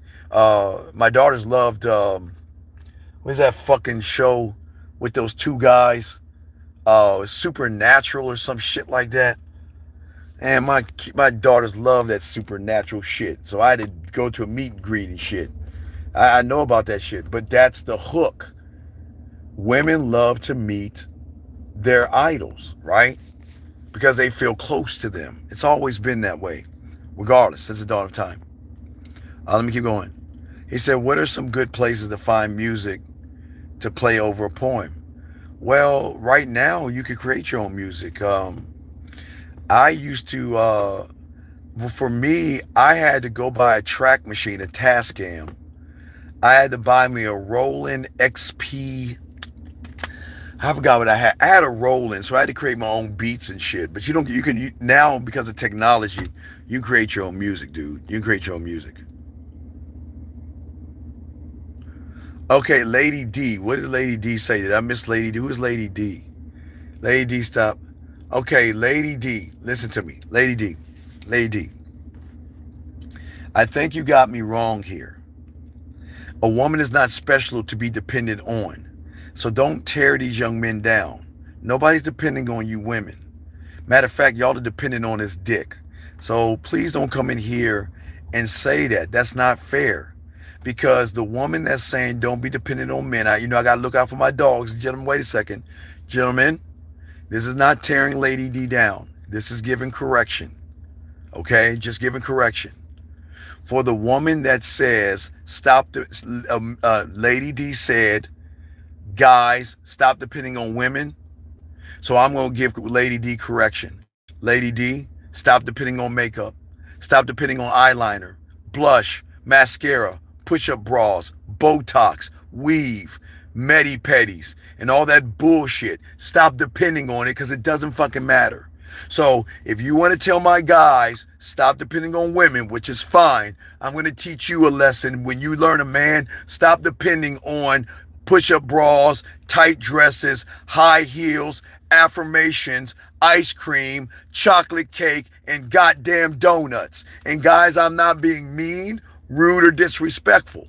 But if a woman comes in here and fucks with my class, we gotta tap on that ass. I got my dogs. That's what I'm saying. I got my dogs. I don't want women. I see sometimes women come in here and think that I'm teaching you to depend on a woman. No. But women need correction. I said that in a video, like my driving video.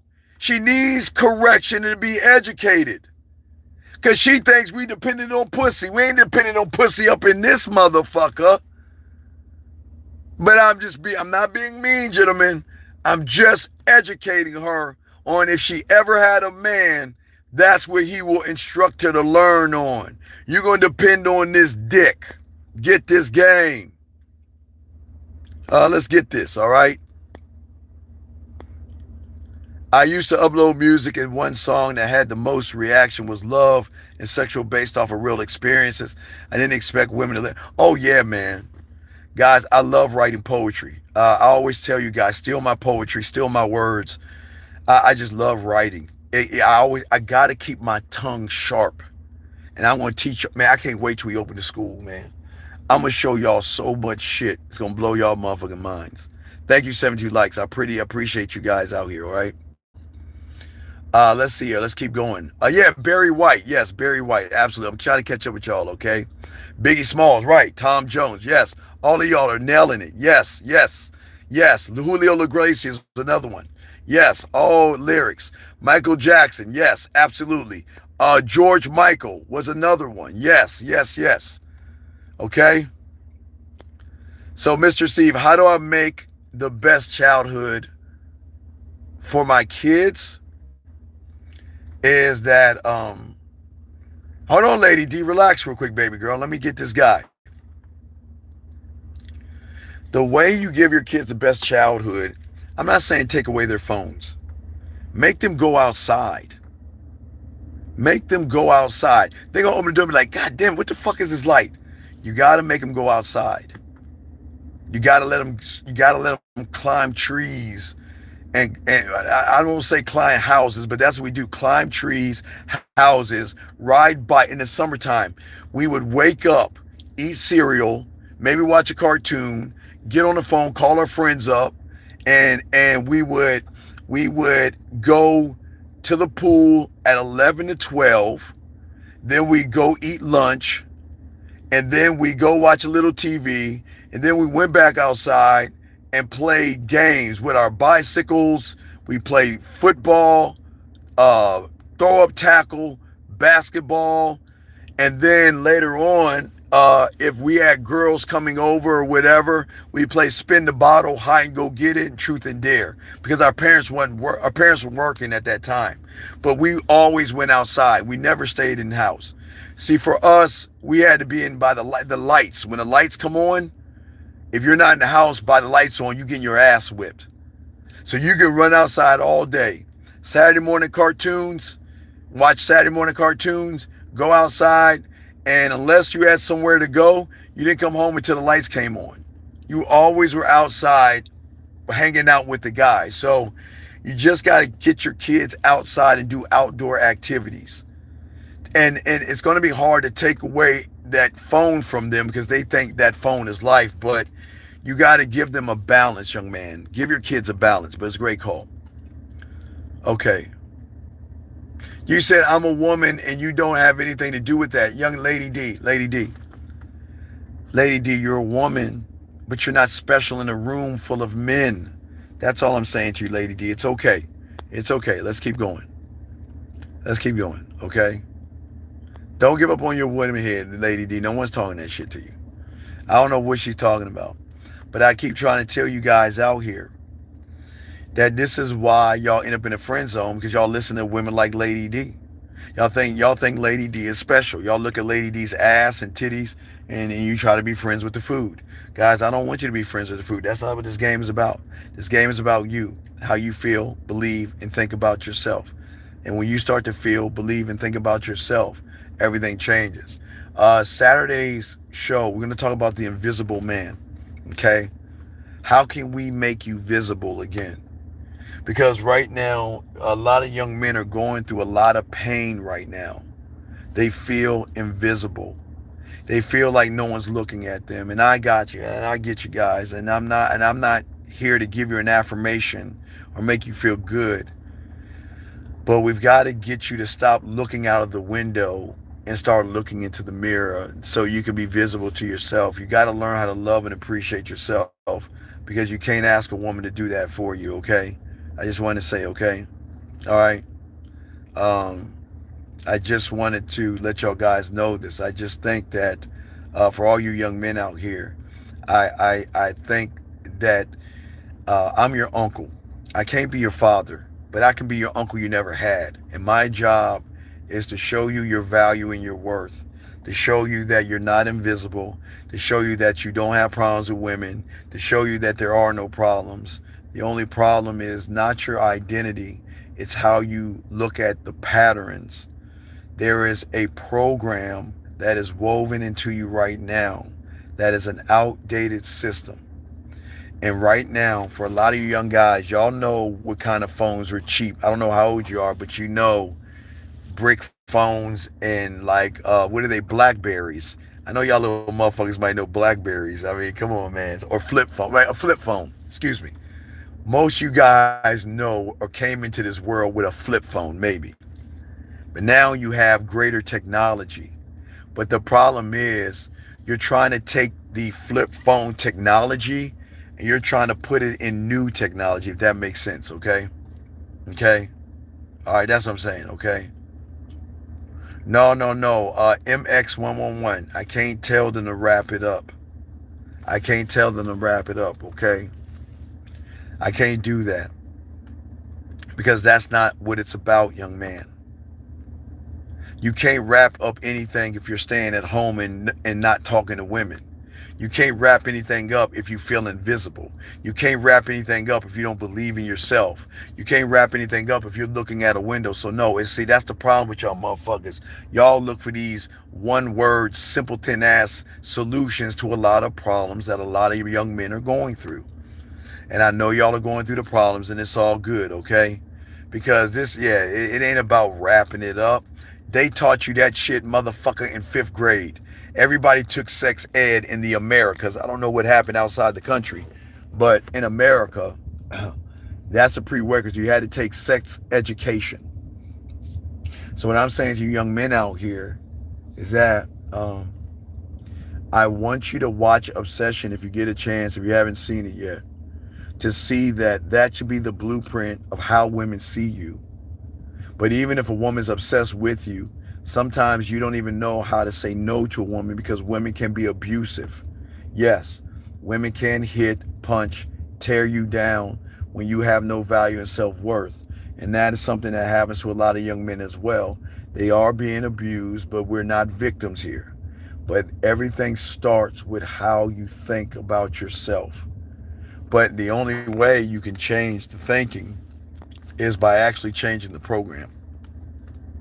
But the program of the ego, see, watch this, the programming is so hard to change because remember, last thing I'm going to tell you, always write this down. You are living in so many realities right now. There are your thoughts, that's a reality. The way you think is a reality. When you see a woman, that's reality. Okay. Right now, you're walking around, that's a reality. But you're walking around on a rock that's rotating, reality, around a fire fuckball, reality, that's floating aimlessly in space. So there are levels to this. So don't think that we're just talking about one thing. There are a lot of things that's going on with a lot of young men that you guys don't know, but this is what this show is all about. It's showing y'all the differences, okay? All right, that's all I'm saying, all right? Okay? And no, no, sir. You had free will until you gave up on yourself. So you got to stop that shit. You don't know what free will is because you don't have any game. You don't know what free will is because look at what you're saying. Tell the guys to wrap it up. So what you're saying is, I'm going to give you a magical solution to a multitude of problems. Wrapping it up is not going to help your masculinity. Wrapping it up is not going to help you have an authenticity. Wrapping it up is not going to help you understand honor, integrity, respect, charisma. Wrapping it up ain't gonna teach you that shit, man. So please stop that silly ass shit. Okay? Okay? Alright? So what I'm saying to all you young men out here is that I want you to think about this just before I go. I want y'all to remember one thing I always tell you guys, okay? Is that right now we're in the second half of the year. You have already wasted 2026 off of a 2025 lie. In 2025, December 31st, when you watched that fucking stupid ball drop for 10 fucking seconds, you told yourself the same lie you told yourself in 2024. The same lie you told yourself in 2023, that this is going to be my year to change. But why are you the same person? Because you're choosing to operate off of the same system, the same program, the same reality. And what I'm saying to you guys, okay, all right, is very important that when you actually learn the game, one thought, one mind, one way, which separates me from all the YouTubers. This is the thing that separates me from everybody else. No one tells you this. Always remember, you are an alien on this planet based off your fingerprint. There will never be another one of you on this planet based off your fingerprint. So that means if you are the only you, then why are you trying to be somebody else? Don't be another man because you can only be the second best part of another man. The most important thing that you have to learn, gentlemen, is that if you learn your fingerprint, then you must learn your own language. That's why I say when a woman meets you, you should be hieroglyphics and shit. That's what I'm saying. But if you are a nice guy and you want to be in the friend zone or you're obsessed with a woman, that means you're running behind pussy, which is an effeminate thing. I didn't say liking pussy is an effeminate. I'm glad you want women, but how you go about it is the problem, gentlemen, okay? So I want to say that to you guys. But gentlemen, I hope that you guys subscribe. I hope you share this. I hope you like this. We will be live. We're going to go live Saturday. And our time, we're going to change our time. So it won't be 9 East. It will go down to 8 East. We're going to go back an hour and do it because I can only give y'all 3 hours now because I gotta fix the university because the school is coming right around the corner. So I want to make sure I give y'all everything the game has to offer and then some. So guys, I hope y'all enjoyed this. I appreciate all you guys out there, man. And we will see you guys Saturday night on our live call. And I hope we can talk then. Y'all take care. Peace.